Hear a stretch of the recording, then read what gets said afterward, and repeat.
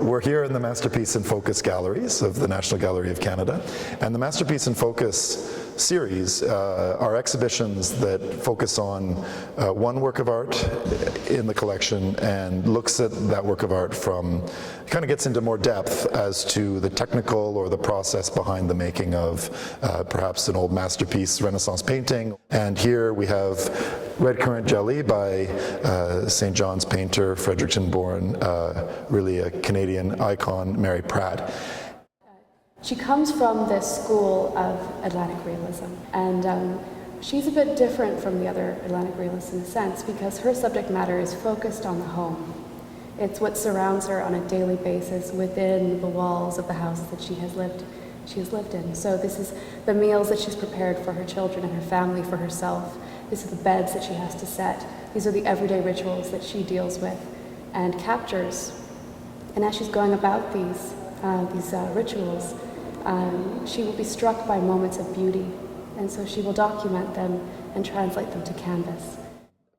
And I became quite fascinated in organizing this exhibition in this actual shift, which is documented in the show to a certain extent, between what are really early impressionistically styled paintings, which are much looser than the realism that we come to associate with Mary Pratt. And this was not how she wanted to paint, but it's how she needed to paint at a time when she didn't have much time, and she also wasn't using a camera.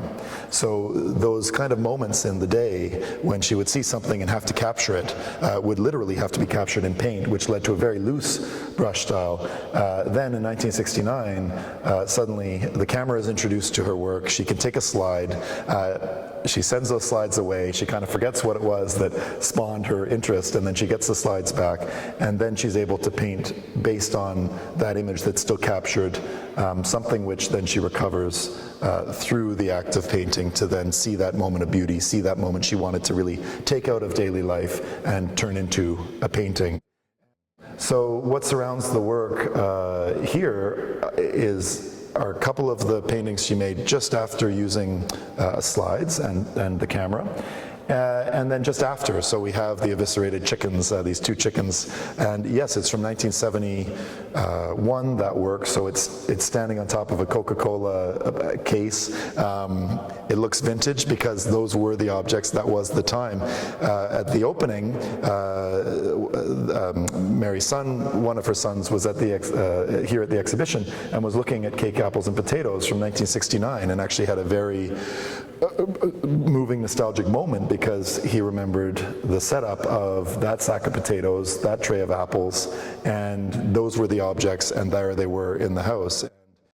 These objects that she's painting are an autobiography of sorts. They're the objects that surround her. They're indicators of the place that she lives, in a particular time, of course.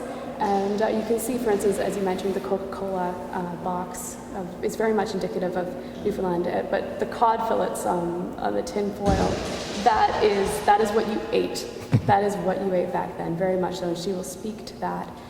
So she's hinting at her story. She is not telling an overt autobiography of her life. What she is doing is capturing these moments in this sort of strategy to return us, to remind us of the act of looking at those objects within our own lives. In many ways, I think what this exhibition allows the viewer to do when they come in is hopefully slow down and really take in a slowness of viewing these everyday scenes, which seems to suit looking at Mary Pratt's work perfectly, which is all about slowing down our vision, possibly.